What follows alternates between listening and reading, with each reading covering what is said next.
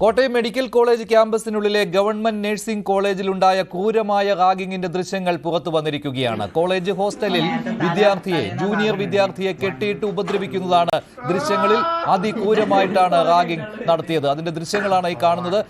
പ്രതികൾ തന്നെയാണ് ഈ ദൃശ്യങ്ങൾ മൊബൈൽ ഫോണിൽ പകർത്തിയത്.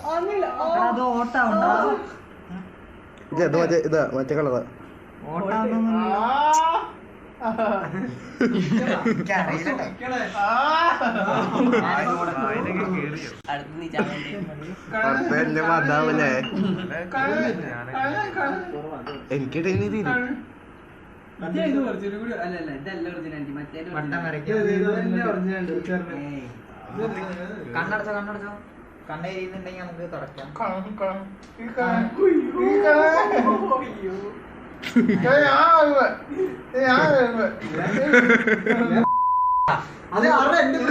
ഈ സാധനം ഞാനല്ലേ രാവിലെ കളഞ്ഞേ. അത് കുഴപ്പമില്ല, കണ്ണു നീര് നേട്ടാ. കുക്കളൂന് ചുറ്റും ഇങ്ങനെ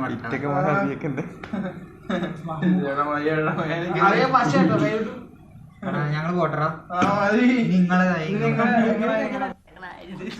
കൂടുതൽ വിവരങ്ങളുമായി ജി ശ്രീജിത്ത് ചേരുകയാണ്. ശ്രീജിത്ത്, ഇത് ഒരു തെളിവായിട്ട് പോലീസിന്റെ കയ്യിൽ കിട്ടിയിരിക്കുകയാണല്ലോ.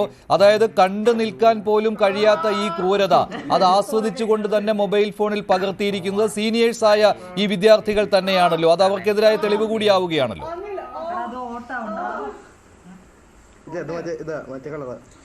തീർച്ചയായും വളരെ നിർണായകമായ തെളിവായി മാറുന്നു. പ്രത്യേകിച്ച് പ്രതികളുടെ മൊബൈൽ ഫോൺ പിടിച്ചെടുത്തപ്പോഴാണ് ഈ ദൃശ്യങ്ങൾ പോലീസ് കണ്ടെടുത്തത്. ഇവിടെ ഈ കോളേജിലെ തന്നെ പല വിദ്യാർത്ഥികളുടെയും മൊബൈൽ ഫോണിൽ ഈ ദൃശ്യങ്ങളുണ്ട്, ഈ സീനിയർ വിദ്യാർത്ഥികളുടെ എന്ന് തന്നെ പോലീസ് കണ്ടെത്തിയിട്ടുണ്ട്. എന്തായാലും വളരെ ക്രൂരമാണ്. ഇന്നലെ നമ്മൾ വാക്കുകളിലൂടെ വിവരിച്ച കാര്യങ്ങളാണ് ഇവയെല്ലാം. അതാണ് ദൃശ്യങ്ങൾ സഹിതം പുറത്തു വരുന്നത്. ഈ ദൃശ്യങ്ങൾ കണ്ടില്ലെങ്കിൽ പോലും ഈ കുട്ടിയുടെ കരച്ചിൽ മാത്രം കേട്ടാൽ തന്നെ എത്രത്തോളം ക്രൂരമാണ് ഈ പീഡനം എന്നത് വെളിവാക്കുന്നത് തന്നെയാണ്.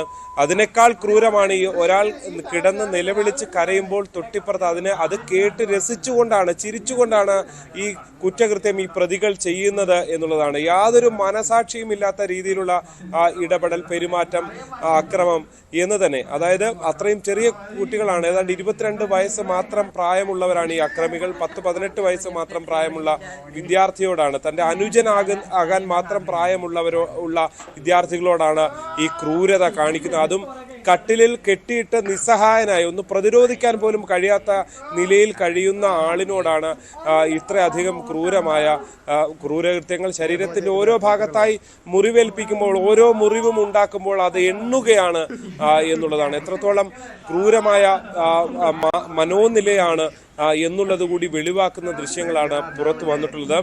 എന്തായാലും ഇന്നലെ തന്നെ മിനിയാന്ന് തന്നെ ഈ പ്രതികളെ കസ്റ്റഡിയിലെടുത്തപ്പോൾ പോലീസിന് ഈ ഫോൺ പരിശോധിച്ചപ്പോൾ ഈ ദൃശ്യങ്ങൾ കണ്ടിരുന്നതാണ്. ഓരോ ദിവസത്തെ അടക്കം ദൃശ്യങ്ങൾ ഉണ്ട്. അതുകൊണ്ട് തന്നെ മൊബൈൽ ഫോണിലായതുകൊണ്ട് തന്നെ അതിൻ്റെ ഡേറ്റുകളടക്കം വ്യക്തമാണ്.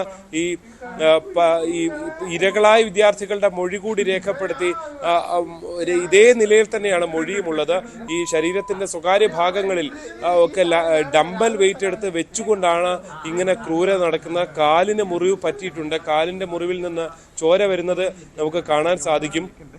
ഇതിനെല്ലാം പിന്നാലെയാണ് ശരീരം ആസകലം ലോഷൻ തേക്കുകയും ചെയ്യുന്നത്. കണ്ണിലേക്ക് ലോഷൻ വീഴാതിരിക്കണമെങ്കിൽ കണ്ണടച്ചോളൂ, ഇനി വീണാൽ തന്നെ തുടച്ചു കളയാം എന്നാണ് ഈ ക്രൂരന്മാർ ഈ വിദ്യാർത്ഥിയോട് പറയുന്നത്. എന്തായാലും മനസാക്ഷിയെ ഞെട്ടിപ്പിക്കുന്ന തരത്തിലുള്ള സംഭവങ്ങളാണ്. ഇങ്ങനെയൊക്കെയാണ്. ശരിയാണ് ശ്രീജിത്ത്. അത് മാത്രമല്ല, ഇത് ഒരു ദൃശ്യം മാത്രമേ പുറത്തു വന്നിട്ടുള്ളല്ലോ. ഇപ്പോൾ ഒരു വിദ്യാർത്ഥിയെ ഉപദ്രവിക്കുന്ന ദൃശ്യങ്ങൾ 3 വിദ്യാർത്ഥികൾ പരാതി നൽകിയിട്ടുണ്ട്. അത് മാത്രമല്ല, ഒരു ദിവസമല്ല 3 മാസത്തോളം ഈ പീഡനം തുടർന്നിട്ടുണ്ട് എന്നാണല്ലോ വിദ്യാർത്ഥികളുടെ പരാതിയിൽ പറയുന്നത്. കൂടുതൽ തെളിവുകൾ ശേഖരിക്കുകയാണല്ലോ ഇപ്പോൾ പോലീസ്. ഈ 3 വിദ്യാർത്ഥികളും തങ്ങളുടെ പരാതിയിൽ ഉറച്ചു നിൽക്കുകയാണല്ലോ അല്ലേ?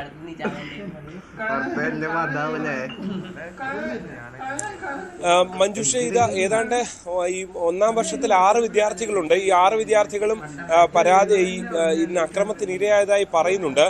പക്ഷേ ഒരു വിദ്യാർത്ഥിയുടെ പരാതിയിലാണ് പോലീസ് FIR ഇട്ട കേസ് രജിസ്റ്റർ ചെയ്തിരിക്കുന്നത്. അതിന് പ്രകാരമാണ് ഈ അറസ്റ്റുകൾ രേഖപ്പെടുത്തിയിരിക്കുന്നത്.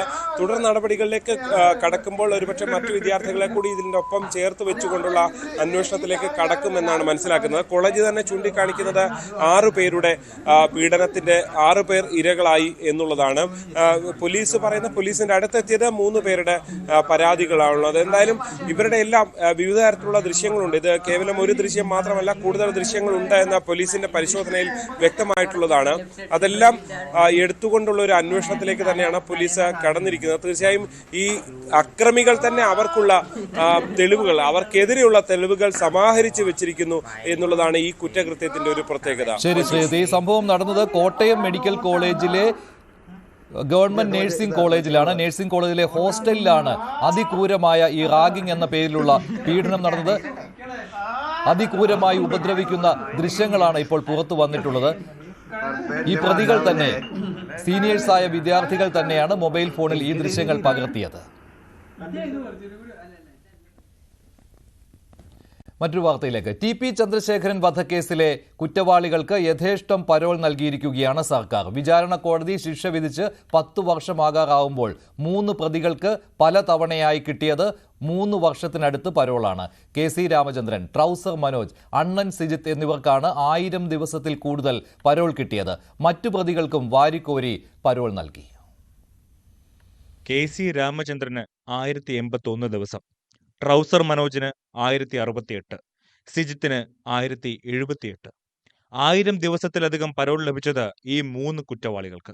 TK രജീഷിന് 940, മുഹമ്മദ് ഷാഫിക്ക് 656, കിർമാണി മനോജിന് 851 ദിവസവും പരോൾ ലഭിച്ചു. MC അനൂപിന് 900, ഷിനോജിന് 925, റഫീഖിന് 752 ദിവസം. ഇങ്ങനെയാണ് 500 ദിവസത്തിലധികം പരോൾ ലഭിച്ച 6 കുറ്റവാളികളുടെ എണ്ണം. കൊടിസുനിക്ക് 60 ദിവസത്തെ പരോളും ലഭിച്ചു. രജീഷിന് 21, ട്രൗസർ മനോജിന് 26 തവണകളായാണ് പരോൾ ലഭിച്ചത്. 21 ഘട്ടങ്ങളിലായി സിജിത്തിനും പരോൾ ലഭിച്ചു. മുഹമ്മദ് ഷാഫിക്ക് 15 തവണയും. ഇടയ്ക്കിടെ ജയിലിന് പുറത്തിറക്കുന്ന ഷാഫി വിവാഹവും കഴിച്ചു. ഷിനോജിന് 17 തവണയാണ് പരോൾ ലഭിച്ചത്. കൊടിസുനിക്ക് 3 തവണയായാണ് 60 ദിവസം പരോൾ ലഭിച്ചത്. പരോളിൽ ഇറങ്ങിയ കൊടിസുനി സ്വർണ്ണക്കടത്തുമായി ബന്ധപ്പെട്ട് വയനാട് സ്വദേശിയെ തട്ടിക്കൊണ്ടുപോയ കേസിൽ പ്രതിയായിരുന്നു. ജയിലിലും ഒട്ടേറെ തവണ സുനി പ്രശ്നങ്ങൾ ഉണ്ടാക്കിയിരുന്നു. പലതവണ ജയിലുകൾ മാറ്റി. പരോളിനിടെയാണ് കിർമാണി മനോജിനെ ലഹരി പാർട്ടി നടത്തിയതിന് പിടികൂടിയത്. പരോളിൽ ഇറങ്ങി ക്രിമിനൽ കേസുകളിലും ഗൂഢാലോചനയിലും ഉൾപ്പെട്ട സംഭവങ്ങൾ മുൻപും ഉണ്ടായിട്ടുണ്ടെങ്കിലും പ്രതികൾക്കെല്ലാം പരമാവധി പരോൾ നൽകി. ഭരിക്കുന്ന പാർട്ടിക്ക് വേണ്ടി നടത്തിയ കൊലപാതകത്തിനുള്ള പ്രത്യുപകാരമെന്നായിരുന്നു KK രമയുടെ വിമർശനം. പാർട്ടി പറഞ്ഞിട്ട് ചെയ്ത കൊലപാതകം, പാർട്ടിക്കാർക്ക് വേണ്ടി ചെയ്ത കൊലപാതകം, അവർ പറയുന്ന പേരുകൾ ഇവർക്ക് പൊള്ളും എന്ന് അറിയാവുന്നത് കൊണ്ട് അവരെ സംരക്ഷിക്കുക, അത് മാത്രമാണ്. തിരുവഞ്ചൂർ രാധാകൃഷ്ണന്റെ ചോദ്യത്തിന് മുഖ്യമന്ത്രിയാണ് നിയമസഭയിൽ രേഖാമൂലം മറുപടി നൽകിയത്. ന്യൂസ് 18 തിരുവനന്തപുരം. വന്യജീവി ആക്രമണങ്ങൾ തടയുന്നതിൽ സർക്കാർ പരാജയപ്പെട്ടു എന്നാരോപിച്ച് വയനാട്ടിൽ UDF ആഹ്വാനം ചെയ്ത ഹർത്താൽ പുരോഗമിക്കുകയാണ്. കോൺഗ്രസ് പ്രവർത്തകർ ബലം പ്രയോഗിച്ച് വാഹനങ്ങൾ തടഞ്ഞു, കടകൾ അടപ്പിച്ചു. ജനജീവിതം സ്തംഭിച്ചിരിക്കുകയാണ്. സംഘർഷത്തോടെയായിരുന്നു ഹർത്താലിന്റെ തുടക്കം. ജില്ലയുടെ പ്രവേശന കവാടമായ ലക്കിടിയിൽ വാഹനങ്ങൾ തടയാനുള്ള പ്രവർത്തകരുടെ ശ്രമം പോലീസ് തടഞ്ഞു. പോലീസ് അകാരണമായി പ്രകോപനമുണ്ടാക്കിയെന്ന് ഹർത്താൽ അനുകൂലികൾ. ഇങ്ങനെയല്ലേ ഞങ്ങൾക്ക് പ്രതിഷേധിക്കാൻ പറ്റുള്ളൂ. എന്നിട്ട് അത് പോലീസിനെ വെച്ച് ഞങ്ങളെ സമരം പൊളിച്ചുകൊണ്ടിരിക്കുക. ആരോടാ ഞങ്ങൾ പറയാ? പ്രവർത്തകരെ അറസ്റ്റ് ചെയ്ത് നീക്കിയ ശേഷം സ്ഥലത്ത് ഗതാഗതം പുനഃസ്ഥാപിച്ചു.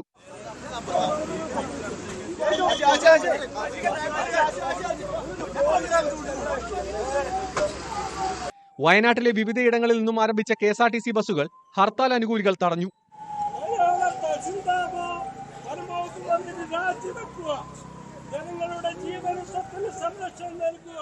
തുറന്നു പ്രവർത്തിച്ച കടകളും അടപ്പിച്ചു. മുഖ്യമന്ത്രിക്കും വനം വകുപ്പ് മന്ത്രിക്കുമെതിരെ രൂക്ഷമായ വിമർശനങ്ങളും കോൺഗ്രസ് പ്രവർത്തകർ നടത്തി. ഇത് ജീവന സ്വത്തിന് സംരക്ഷണം കൊടുക്കണ്ടേ? ഈ ഗവൺമെന്റാണ് കൊടുക്കേണ്ടത്. കേന്ദ്ര ഗവൺമെന്റിനെ കുറ്റം പറഞ്ഞിട്ട് കാര്യമില്ല. കേരള സർക്കാർ നിലപാടെടുക്കേണ്ട സംഭവമുണ്ട്, അത് ചെയ്യണം. അതിനെതിരായിട്ടാണ് ഞങ്ങൾ ഈ സമരം ചെയ്യുന്നത്. കാട്ടാനാക്രമണങ്ങളിൽ കഴിഞ്ഞ 2 ദിവസങ്ങൾക്കുള്ളിൽ 2 ആദിവാസികളാണ് കൊല്ലപ്പെട്ടത്. നൂൽപ്പുഴ സ്വദേശി മാനുവും അട്ടമല സ്വദേശി ബാലകൃഷ്ണനുമാണ് മരിച്ചത്. ന്യൂസ് 18 വയനാട്.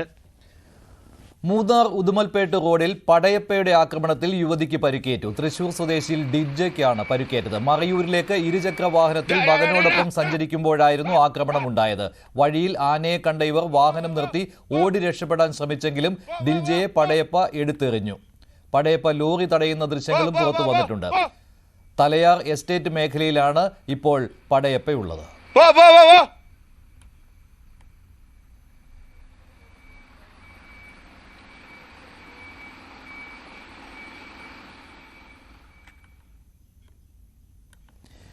വന്യജീവി ആക്രമണങ്ങളിൽ പാർലമെന്റിന് മുന്നിൽ കോൺഗ്രസ് എംപിമാരുടെ പ്രതിഷേധം. കേരളത്തിൽ നിന്നുള്ള എംപിമാരാണ് പ്രതിഷേധം സംഘടിപ്പിച്ചത്.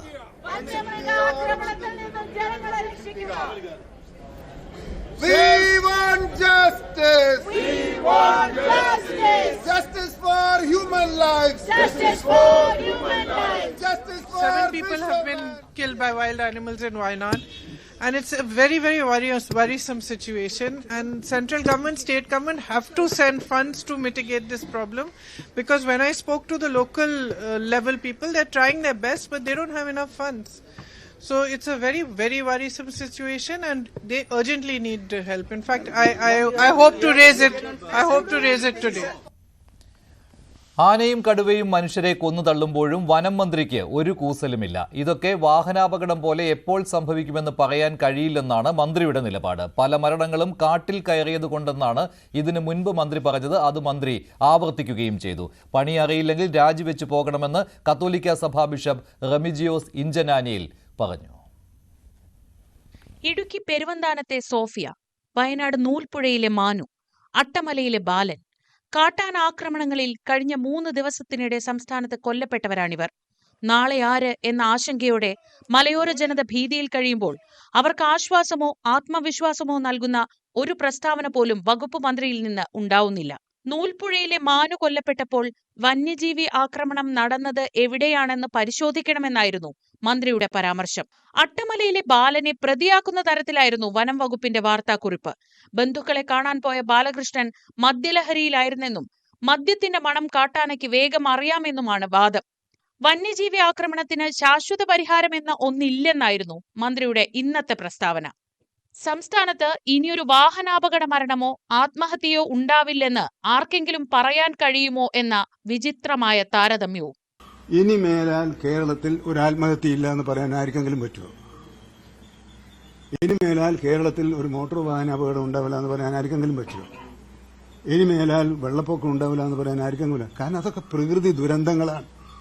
ആ ദുരന്തങ്ങൾക്ക് അവസാന വാക്ക് പറയാൻ ആർക്കാ സാധിക്കുക? എനിക്ക് മനസ്സിലായില്ല. ആർക്കാ പറയാൻ സാധിക്കുക? പ്രതിപക്ഷ നേതാവിനെ പറയാൻ പറ്റുമോ അന്തിമമായി ഇനി നാളെ മുതൽ ഉണ്ടാവില്ല എന്ന്?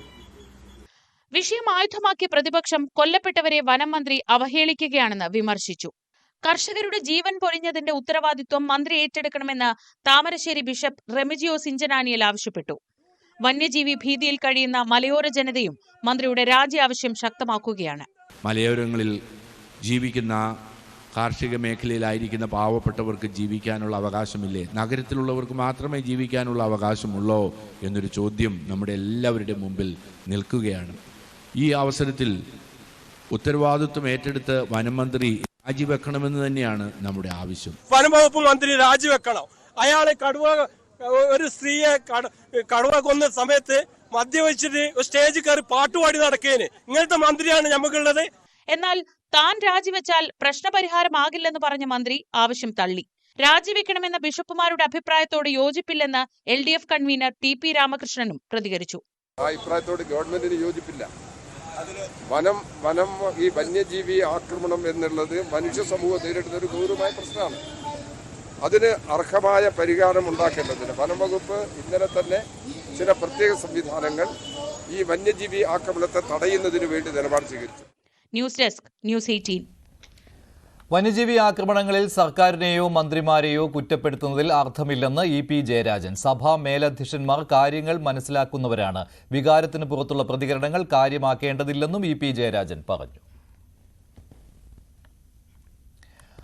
മോദി ട്രംപ് കൂടിക്കാഴ്ചയിലേക്ക് ഉറ്റുനോക്കുകയാണ് ലോകം. 2 ദിവസത്തെ സന്ദർശനത്തിന് പ്രധാനമന്ത്രി നരേന്ദ്രമോദി വാഷിംഗ്ടണിലെത്തി. അമേരിക്കൻ പ്രസിഡന്റിന്റെ ഔദ്യോഗിക അതിഥി മന്ദിരമായ ബ്ലെയർ ഹൌസിൽ മോദിക്ക് ഊഷ്മളമായ വരവേൽപ്പാണ് ലഭിച്ചത്. US നാഷണൽ ഇന്റലിജൻസ് ഡയറക്ടർ തുൽസി ഗബാർഡുമായി കൂടിക്കാഴ്ചയും നടത്തി നരേന്ദ്രമോദി. ഡൊണാൾഡ് ട്രംപ് അധികാരമേറ്റ ശേഷം വൈറ്റ് ഹൌസിലെത്തുന്ന 4ാമത്തെ ലോക നേതാവ്. ട്രംപിന്റെ 2ാം വരവിന് ശേഷം പ്രധാനമന്ത്രി നരേന്ദ്രമോദിയുടെ ആദ്യ US സന്ദർശനം. സവിശേഷതകൾ ഏറെയുള്ള ദ്വിദിന സന്ദർശനത്തിന് ആൻഡ്രൂസ് എയർഫോഴ്സ് വിമാനത്താവളത്തിൽ പറന്നിറങ്ങിയ മോദിക്ക് ലഭിച്ചത് ആവേശകരമായ സ്വീകരണം.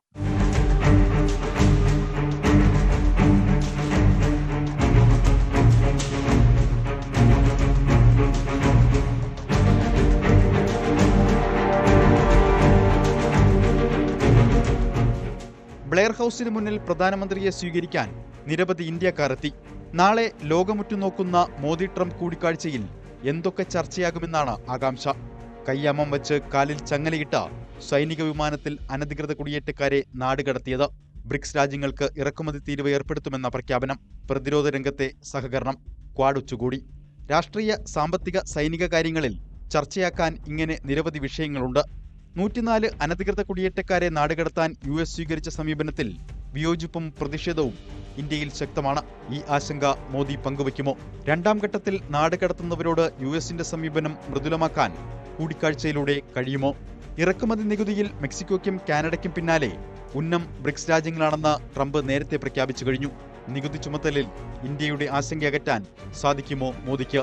അമേരിക്കയിൽ നിന്ന് സൈനിക വിമാനങ്ങൾ വാങ്ങുന്നതടക്കം പ്രതിരോധ വിഷയങ്ങളിലെ സഹകരണവും വിപുലമാക്കും. പകുതി വഴിയിൽ നിന്ന് പോയ ടെസ്ലയുടെ ഇന്ത്യയിലേക്കുള്ള വരവിന് പ്രതീക്ഷ നൽകുന്നതാണ് എലോൺ മസ്കുമായി മോദി കൂടിക്കാഴ്ച നടത്തുമെന്ന വാർത്തകൾ. ഇറക്കുമതി ചെയ്യുന്ന ഇലക്ട്രിക് വാഹനങ്ങൾക്ക് തീരുവയിൽ ഇളവ് നൽകണമെന്ന് കഴിഞ്ഞ വർഷം ടെസ്ല കേന്ദ്ര സർക്കാരിനോട് ആവശ്യപ്പെട്ടിരുന്നു. ഈ വർഷം അവസാനം ഇന്ത്യയിൽ ചേരുന്ന ക്വാഡ് ഉച്ചകോടിയിലേക്ക് ട്രംപിനെ മോദി ഔദ്യോഗികമായി ക്ഷണിക്കും. US നാഷണൽ ഇന്റലിജൻസ് ഡയറക്ടറായി ചുമതലയേറ്റ തുൾസി ഗബാർഡുമായി മോദി കൂടിക്കാഴ്ച നടത്തി. നരേന്ദ്രമോദി ഡൊണാൾഡ് ട്രംപ് സൗഹൃദം ഏതൊക്കെ രീതിയിൽ മുതൽക്കൂട്ടാക്കാൻ കഴിയുമെന്ന് ഉറ്റുനോക്കുകയാണ് ഇരു രാജ്യങ്ങളും. News desk, news 18. സ്പീക്കറും പ്രതിപക്ഷ നേതാവുമായുള്ള പോരിൽ നിയമസഭ സ്തംഭിച്ചു. വാക്കൌട്ട് പ്രസംഗം നീണ്ടുപോകുന്നു എന്ന് പറഞ്ഞ് സ്പീക്കർ ഇടപെട്ടത് പ്രതിപക്ഷ നേതാവിനെ പ്രകോപിപ്പിക്കുകയായിരുന്നു. തന്റെ പ്രസംഗം തടസ്സപ്പെടുത്തി സഭ നടത്തിക്കൊണ്ടു പോകാമെന്ന് സ്പീക്കർ കരുതേണ്ട എന്ന് പ്രതിപക്ഷ നേതാവ് പറഞ്ഞു. ഈ തർക്കം ഭരണ പ്രതിപക്ഷങ്ങൾ തമ്മിലുള്ള തർക്കമായി കലാശിച്ചതോടെ സഭ സ്തംഭിച്ചു. സ്പീക്കറും പ്രതിപക്ഷ നേതാവുമായി ഇന്നലെ ഉണ്ടായ തർക്കത്തിന് തുടർച്ചയായിരുന്നു ഇന്നും നിയമസഭയിൽ. വാക്കൌട്ട് പ്രസംഗം 9 മിനിറ്റ് കഴിഞ്ഞതോടെ സ്പീക്കറുടെ ആദ്യ മുന്നറിയിപ്പ്.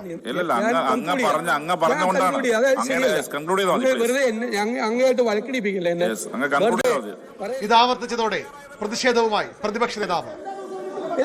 ഒരു കാരണവശാലും അനുവദിക്കില്ല. ഒരു കാരണവശാൽ അങ്ങ് സഭ നടത്തിക്കൊണ്ടുപോകണോ വേണ്ടെന്ന് അങ്ങ് തീരുമാനിക്കണം. എന്നെ തടസ്സപ്പെടുത്തി അങ്ങ് സഭ നടത്തിക്കൊണ്ടുപോയി. ഞാൻ തടസ്സപ്പെടുത്തിയില്ല. 9ാമത്തെ മിനിറ്റിൽ മാത്രമേ 9ാമത്തെ മിനിറ്റിൽ മാത്രമേ ഇടപെട്ടിട്ടുള്ളൂ.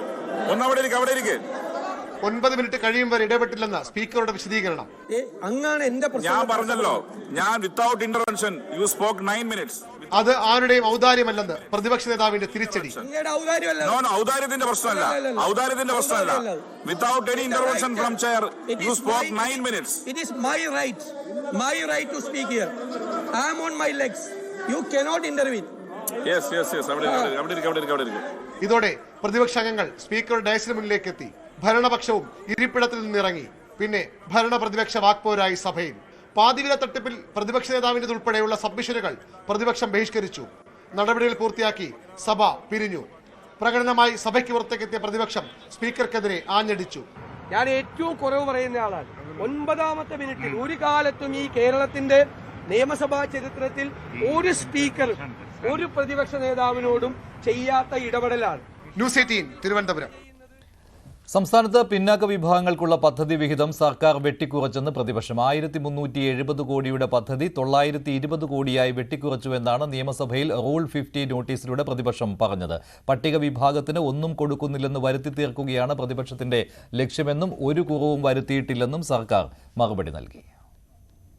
പട്ടികജാതി വിഭാഗങ്ങളുടെ ബോധപൂർവമായ അവഗണന എന്നായിരുന്നു AP അനിൽകുമാറിന്റെ റൂൾ 50 നോട്ടീസിലെ പ്രധാന ആരോപണം.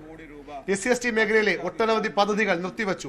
നടപ്പാക്കുന്നവയ്ക്ക് പണം അനുവദിക്കുന്നുമില്ല.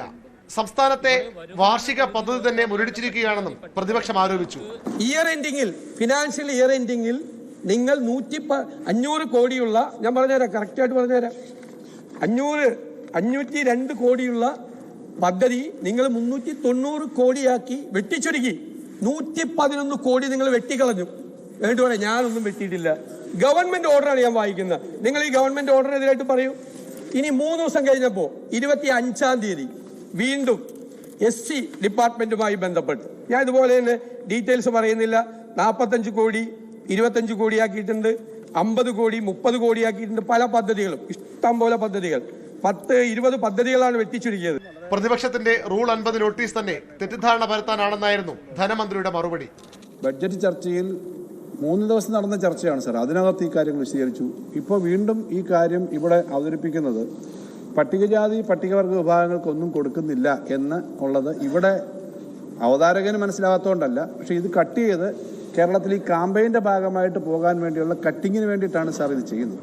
പദ്ധതികൾക്ക് മുൻഗണന നിശ്ചയിച്ചിട്ടുണ്ട്. ലൈഫ് അടക്കമുള്ള പദ്ധതികൾ നടപ്പാക്കുന്നു.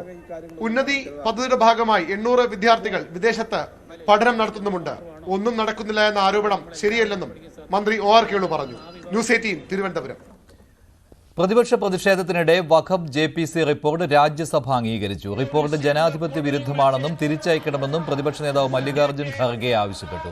നിഷേധക്കുറിപ്പ് റിപ്പോർട്ടിനൊപ്പം വയ്ക്കാത്തതിനെയും പ്രതിപക്ഷം ചോദ്യം ചെയ്തു.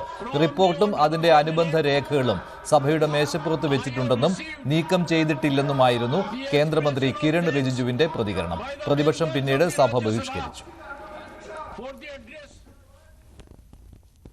പാതിവില തട്ടിപ്പിൽ അനന്തു കൃഷ്ണനെതിരെ ബഡ്സ് ആക്ട് ചുമത്തുമെന്ന് ക്രൈംബ്രാഞ്ച്. കഴിഞ്ഞ 2 വർഷത്തിനിടെ അനന്തു ബന്ധുക്കളുടെയും ബിനാമികളുടെയും പേരിൽ വാങ്ങിയ വസ്തുവകകൾ കണ്ടുകെട്ടാനും ക്രൈംബ്രാഞ്ച് തീരുമാനിച്ചിട്ടുണ്ട്. പാതിവിലയ്ക്ക് സാധനങ്ങൾ നൽകാൻ ഇടനില നിന്ന രാഷ്ട്രീയക്കാരെ പ്രതി ചേർക്കേണ്ടതില്ലെന്നാണ് അന്വേഷണ സംഘത്തിന്റെ തീരുമാനം. സാമ്പത്തിക തട്ടിപ്പ് നടത്തിയ സ്ഥാപനത്തിന്റെ ഉടമ, പ്രൊമോട്ടർ തുടങ്ങിയവരുടെ വസ്തുവകകളും ആസ്തിയും കണ്ടുകെട്ടാൻ അധികാരമുള്ള ബഡ്സ് ആക്ട് അനന്തുകൃഷ്ണനെതിരെ ചുമത്തുക എന്നതാണ് ക്രൈംബ്രാഞ്ചിന്റെ ആദ്യ നീക്കം. കഴിഞ്ഞ 2 വർഷത്തിനുള്ളിൽ അനന്തുകൃഷ്ണൻ സ്വന്തം പേരിലും ബിനാമി പേരിലും സ്വന്തമാക്കിയ സ്വത്തുക്കൾ കണ്ടുകെട്ടും. നിലവിൽ വിവിധ ജില്ലകളിലായി 5 വസ്തുക്കളും വിവിധ അക്കൗണ്ടുകളിലായി 4 കോടിയിലധികം രൂപയുമുണ്ട്. ബിനാമി പേരിൽ അനന്തുവിനും സ്വത്തുക്കളുണ്ടോ എന്നും പരിശോധിക്കും. ഇരുചക്രവാഹനങ്ങളും ഗൃഹോപകരണങ്ങളും ലഭ്യമാക്കാൻ ഇടനിലക്കാരനായി നിന്ന ജനപ്രതിനിധികൾക്കെതിരെ കേസെടുക്കില്ല. ഇവരുടെ അക്കൗണ്ടിലേക്ക് പണം എത്തിയിട്ടില്ലെന്നാണ് നിഗമനം. NGO ഭാരവാഹികളെ സാക്ഷിയാക്കുവാനും തീരുമാനിച്ചു. അനന്തുകൃഷ്ണന്റെ ലാപ്ടോപ്പും മൊബൈൽ ഫോണും അടക്കമുള്ള ഇലക്ട്രോണിക്സ് ഉപകരണങ്ങൾ വിശദമായി പരിശോധിക്കും. അനന്തുവിന്റെ കസ്റ്റഡി അപേക്ഷ ഉടൻ നൽകും. അനന്തുവിന്റെ ചോദ്യം ചെയ്യൽ പൂർത്തിയായ ശേഷം സായിഗ്രാം ഗ്ലോബൽ ട്രസ്റ്റ് ചെയർമാനും NGO കോൺഫെഡറേഷൻ മുൻ ചെയർമാനുമായ KN അനന്തകുമാറിനെ ചോദ്യം ചെയ്താൽ മതിയെന്നാണ് തീരുമാനം. ന്യൂസ് 18 കൊച്ചി. കയർ ബോർഡ് ജീവനക്കാരി ജോളി മധുവിന്റെ മരണത്തിൽ കേന്ദ്ര സർക്കാർ നിയോഗിച്ച 3-അംഗ സമിതി അന്വേഷണം ഉടൻ തുടങ്ങും. സമിതി ജോളിയുടെ കുടുംബത്തിന്റെ മൊഴിയെടുക്കും. കയർ ബോർഡ് ഉദ്യോഗസ്ഥരിൽ നിന്നുള്ള മാനസിക സമ്മർദ്ദമാണ് ജോളിയുടെ മരണത്തിന് കാരണം എന്ന നിലപാടിൽ ഉറച്ചു നിൽക്കുകയാണ് കുടുംബം. കയർ ബോർഡ് ചെയർമാനെ അന്വേഷണ വിധേയമായി മാറ്റി നിർത്തണമെന്നാണ് കുടുംബത്തിന്റെ ആവശ്യം. കയർ ബോർഡ് ജീവനക്കാരനായ CP സുനിൽകുമാറിന്റെ തടഞ്ഞുവെച്ച ശമ്പളം അനുവദിച്ചു. 5 മാസത്തെ ശമ്പളം നൽകാൻ ഉത്തരവായിട്ടുണ്ട്. പക്ഷാഘാതം ബാധിച്ച സുനിൽകുമാറിനെ കയർ ബോർഡിലെ മേലുദ്യോഗസ്ഥർ വേട്ടയാടുന്നുവെന്ന് കുടുംബം ആരോപിച്ചിരുന്നു. ചോറ്റാനിക്കരയിലെ പോക്സോ അതിജീവിതയുടെ മരണത്തിൽ പ്രതി അനൂപിനെതിരെ കുറ്റകരമായ നരഹത്യ ചുമത്തി. പോസ്റ്റ്മോർട്ടം റിപ്പോർട്ടിന്റെ അടിസ്ഥാനത്തിലാണ് പ്രതിക്കെതിരെ കുറ്റകരമായ നരഹത്യ ചുമത്തിയത്.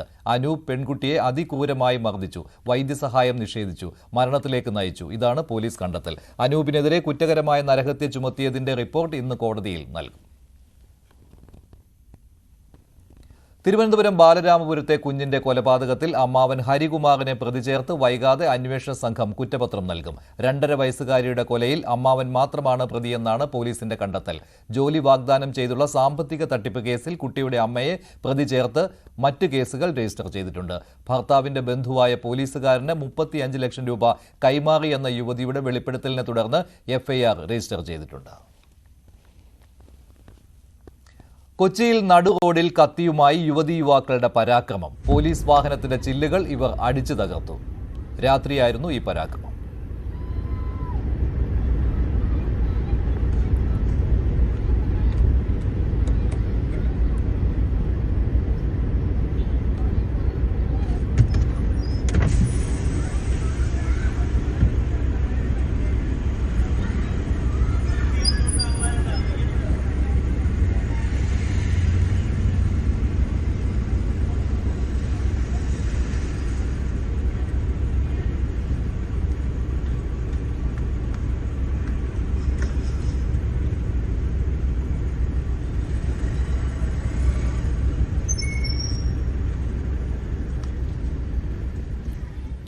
രണ്ടുപേരെയും പോലീസ് അറസ്റ്റ് ചെയ്തു. ലഹരിയിലായിരുന്നു രണ്ടുപേരുമെന്ന് പോലീസ് പറഞ്ഞു.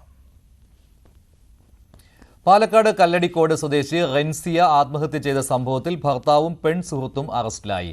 റെൻസിയയുടെ ഭർത്താവ് ഷെഫീസ്, ജംസീന എന്നിവരെയാണ് ഹേമാംബിക നഗർ പോലീസ് അറസ്റ്റ് ചെയ്തത്. ഭർതൃഗൃഹത്തിൽ യുവതിയെ തൂങ്ങി മരിച്ച നിലയിൽ കണ്ടെത്തിയ സംഭവത്തിൽ നിരവധി ദുരൂഹതകൾ ഉയർന്നിരുന്നു.